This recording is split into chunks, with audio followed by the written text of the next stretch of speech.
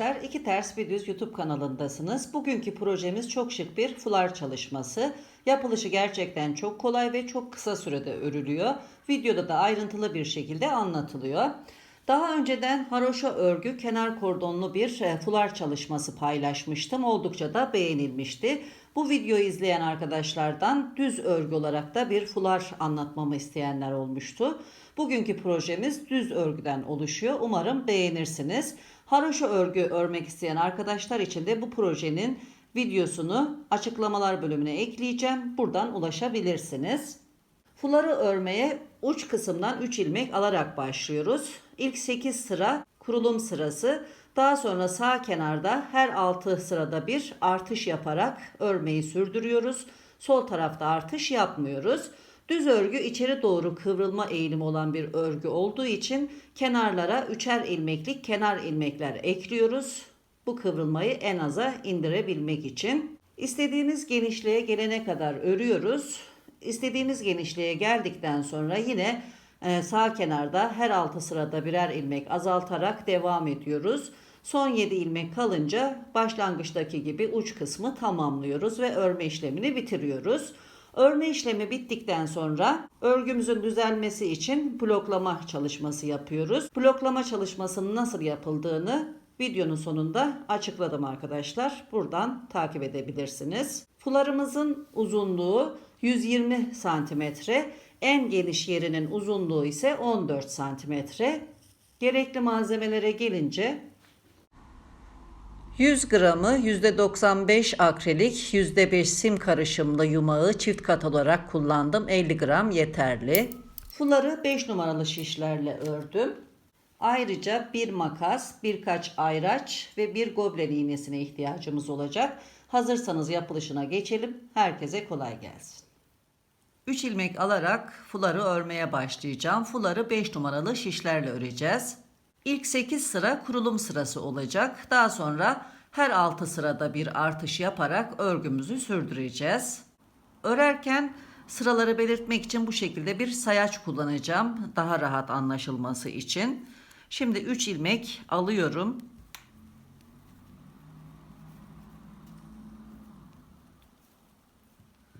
Birinci sıradan örmeye başlıyorum. Bütün ilmekleri düz örüyorum.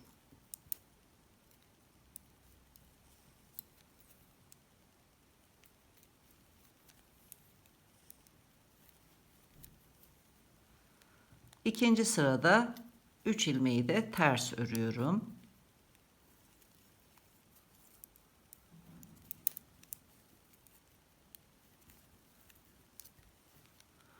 Üçüncü sıraya başlıyorum. Bir artış yapacağım. Bir ilmek düz ördükten sonra sol şişimle alt sıranın ipine arka taraftan batıp bir ilmek alıyorum. Bu ilmeğin ön kanadını çapraz düz örüyorum.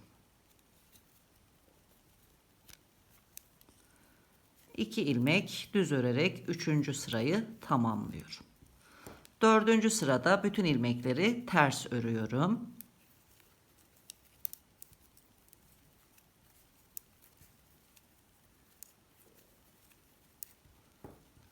5. sıraya başlıyorum. Yine bir ilmek düz ördükten sonra bir artış yapıyorum. Aynı şekilde artış yapıyoruz. İlmeğin ön kanadını örüyorum. Son 3 ilmeği düz örerek 5. sırayı tamamlayıp dönüyorum. 6. sıraya başlıyorum. Bütün ilmekleri ters örüyorum.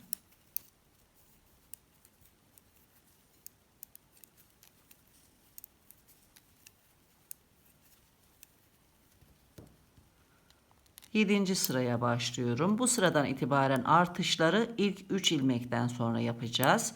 3 ilmek düz örüyorum. Bir artış yapıyorum.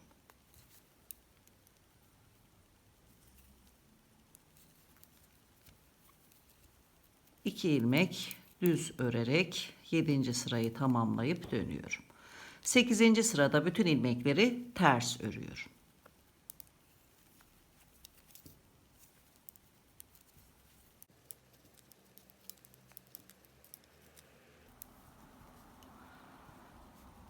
kurulum sıralarını tamamladım. Şimdi sayacımı sıfırlıyorum. Birinci sıradan itibaren başlayacağım. Birinci sırada 3 ilmekten sonra bir artış yapacağım. Bundan sonra ilk 3 ilmeği 2 düz bir ters şeklinde örüyoruz. Buraya bir ayraç yerleştiriyorum. Kenar ilmeklerin belli olması için. Daha sonra bir artış yapıyorum. İlmeğin ön kanadını çapraz düz örüyorum. Bir ayraç daha yerleştiriyorum. Bu ayraçtan sonraki 3 ilmek de ilk 3 ilmek gibi simetrik olarak çalışılacak. Yani bir ters, 2 düz örerek sırayı tamamlıyorum.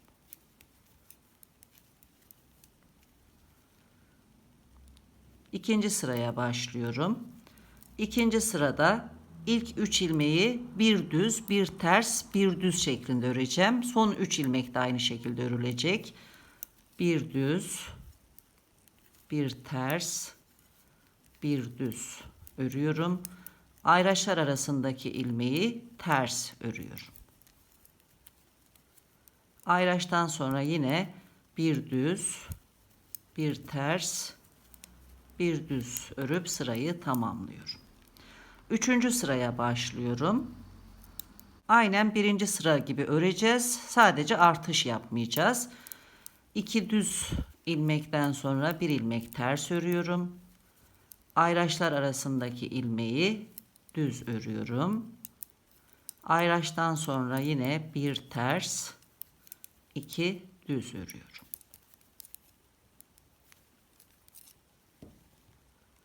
Dördüncü sırada bir düz, bir ters, bir düz ördükten sonra ayraçlar arasındaki ilmeği ters örüyorum. İkinci ayraçtan sonra yine bir düz, bir ters, bir düz örüyorum. Beşinci sıraya başlıyorum. 2 düz, bir ters örüyorum önce. Ayraçlar arasındaki ilmeği düz örüyorum. İkinci ayraçtan sonra yine bir ters, 2 düz örüyorum. Altıncı sıraya başlıyorum. Bu sıradan sonra tekrar sayacımızı sıfırlayacağız. Birinci ve ikinci sırada yapmış olduğumuz işlemleri yaparak devam edeceğiz. İlk 3 ilmeği bir düz, bir ters, bir düz şeklinde örüyorum. Ayraçtan sonra yine bir ilmek ters ördüm. İkinci ayraçtan sonra yine bir düz, bir ters, bir düz örüyorum. Sayacımı sıfırlıyorum. Birinci sıraya başlayacağım. Birinci sırayı örerken ilk ayracın sol tarafından ikinci artışı yapacağız. İlk 2 ilmeği düz örüyorum. Bir ilmek ters ördükten sonra bir artış yapıyorum.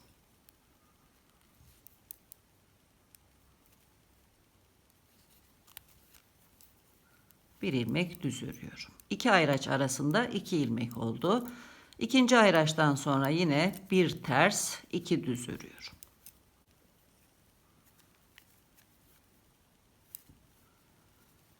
İkinci sıraya başlıyorum. Bir düz, bir ters, bir düz örüyorum. Ayraçlar arasındaki 2 ilmeği ters örüyorum. İkinci ayraçtan sonra yine bir düz, bir ters, bir düz örüyorum. Üçüncü sıraya başlıyorum. Birinci ve ikinci sırayı tekrar ederek 4 sıra daha öreceğiz. Artış yapmadan öreceğiz. Sadece birinci sırada artış yapıyoruz. 4 sıra daha örelim. Tekrar birlikte olacağız.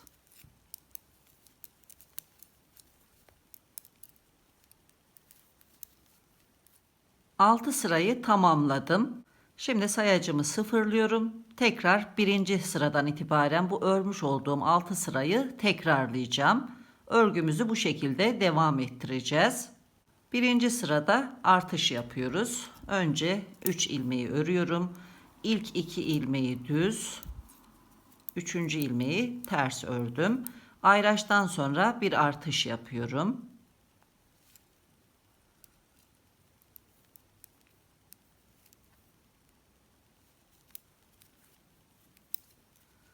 İkinci ayraca kadar olan ilmekleri düz örüyorum. İkinci ayraçtan sonra bir ters, iki düz örerek birinci sırayı tamamlayıp dönüyorum. İkinci sıraya başlıyorum. İkinci sırada bir düz, bir ters, bir düz ördükten sonra iki ayraç arasındaki ilmekleri ters örüyorum.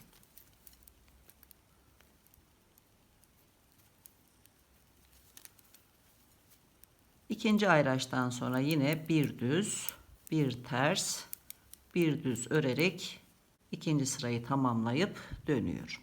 4 sıra daha öreceğiz. Artış yapmadan birinci ve ikinci sırayı tekrar edeceğiz. Toplam 6 sıra olunca yine ilk ayracın sol tarafından bir artış yapacağız. Artışları sadece sağ kenarda yapıyoruz. Kenarlardaki üçer ilmeği ön tarafta 2 düz bir ters şeklinde örüyoruz. Bu tarafta simetri olarak bir ters 2 düz örülecek.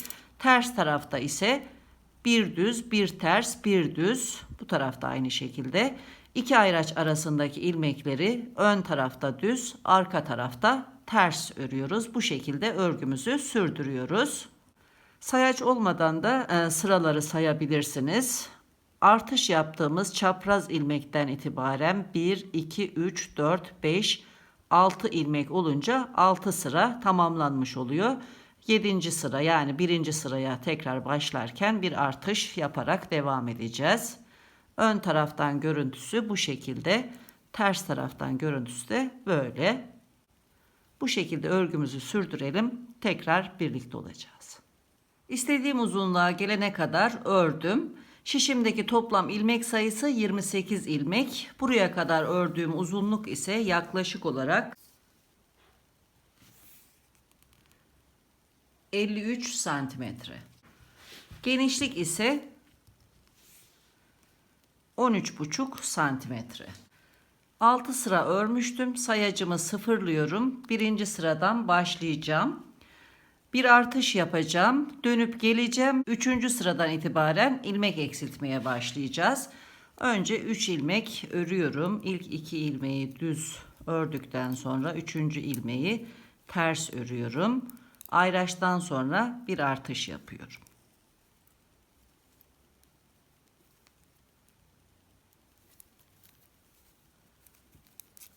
Sıra sonuna kadar devam ediyorum.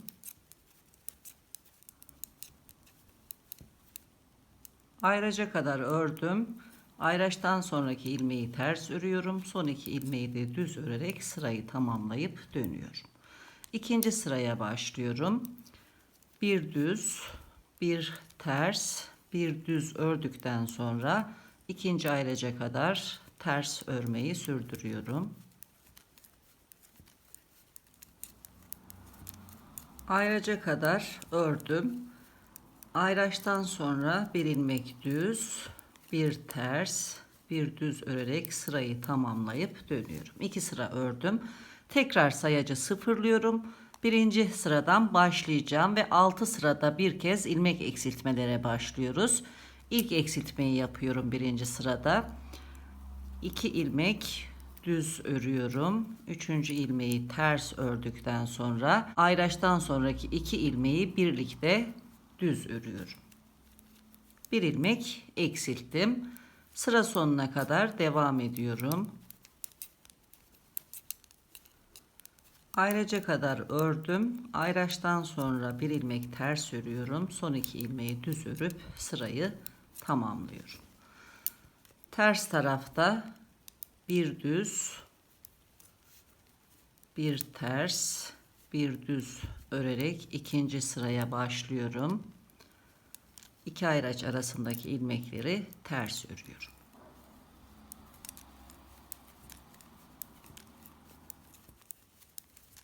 Ayraca kadar ördüm. Ayraçtan sonra bir düz, bir ters, bir düz örerek sırayı tamamlayıp dönüyorum. Üçüncü sıraya başlıyorum.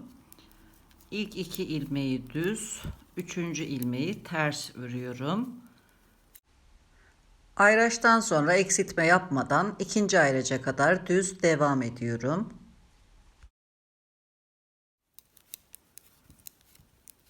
Ayraca kadar geldim. Ayraçtan sonra bir ilmek ters örüyorum. Son iki ilmeği de düz örüp dönüyorum. Dördüncü sıraya başlıyorum. Bir düz, bir ters, bir düz örüyorum. İkinci ayraca kadar bütün ilmekleri ters örüyorum.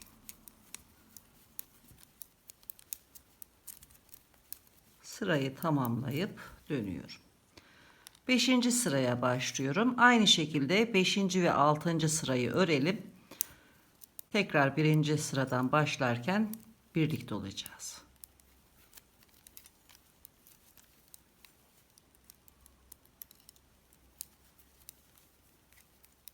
Toplam 6 sıra ördüm.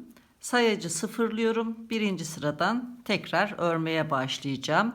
İlmek eksilttiğim sırada dahil olmak üzere 1, 2, 3, 4, 5, 6 sıra ördüm. Bu şekilde de sayabilirsiniz. Ayraca kadar örüyorum.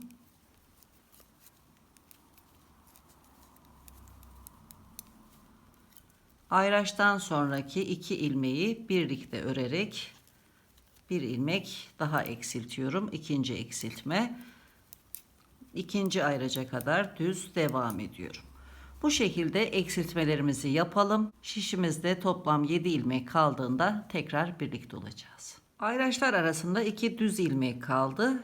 6. sırayı tamamladım. Şimdi bu sırada bir ilmek daha eksilteceğim ve şişimde 7 ilmek kalacak. 2 düz, bir ters ilmek örüyorum. Ayraçtan sonraki 2 düz ilmeği düz örecekmiş gibi örmeden sağ şişime kaydırıyorum. Sol şişimle ilmeklerin içerisine batıp ikisini birlikte örüyorum. Bir ilmek eksilttim. Devam ediyorum. Bir ters, 2 düz örerek sırayı tamamlıyorum. Şişimde 7 ilmek kaldı.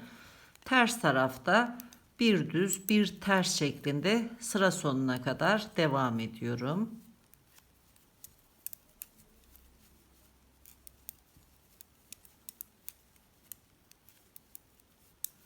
Dönüyorum. Yine 2 düz, bir ters örüyorum önce.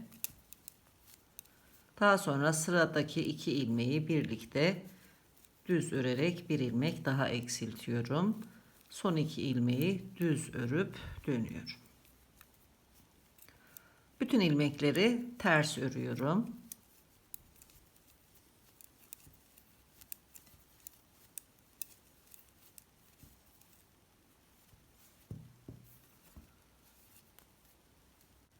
İki ilmek düz ördükten sonra sıradaki 2 ilmeği birlikte örüp bir ilmek daha eksiltiyorum. Son 2 ilmeği düz örüp dönüyorum.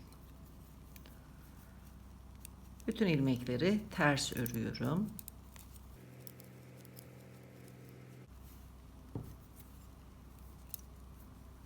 Şişimde 5 ilmek kaldı. Yine 2 ilmek düz örüyorum. Sıradaki 2 ilmeği birlikte örerek bir ilmek eksilttim. Son ilmeği de düz örüp dönüyorum.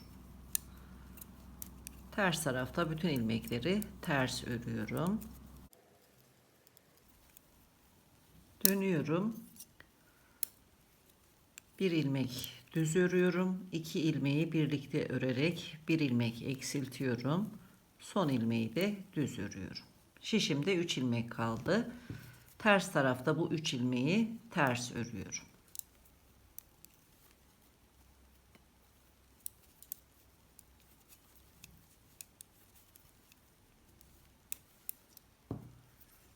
Ön tarafta 3 ilmeği kapatıyorum ve örme işlemi tamamlıyorum. Önce ilk 2 ilmeği düz örüyorum. Birinci ilmeği ikinci ilmeğin üzerinden geçirip bir ilmek eksilttim. Son ilmeği de düz ördükten sonra bu ilmeği de kapatıyorum. Şu şekilde bir zincir çekiyorum ve ipi kesiyorum.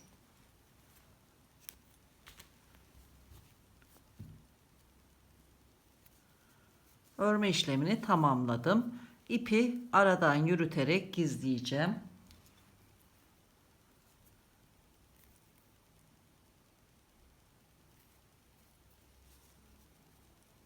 Şöyle kenardan yürüterek ipi gizliyorum.